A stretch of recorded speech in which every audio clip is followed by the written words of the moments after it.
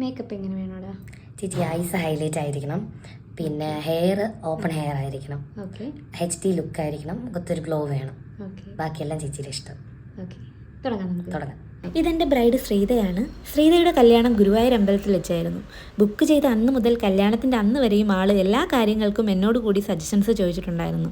ശ്രീത എന്നോട് പ്രത്യേകം ആവശ്യപ്പെട്ട ഒരേ ഒരു കാര്യം എന്ന് പറയുന്നത്, ചേച്ചി എനിക്ക് നല്ല ലോങ് ഹെയറിൽ ഓപ്പൺ ഹെയർ സ്റ്റൈൽ വേണം എന്നതായിരുന്നു. പിന്നെ എല്ലാ കാര്യത്തിലും ഒരു ഐഡിയ ഉള്ളൊരു കുട്ടിയായിരുന്നു. അതുകൊണ്ട് തന്നെ എനിക്ക് വർക്ക് ചെയ്യാൻ കുറച്ചും കൂടി ഈസി ആയിരുന്നു. എങ്ങനെയുണ്ട്? വളരെയധികം ഇഷ്ടപ്പെട്ടു.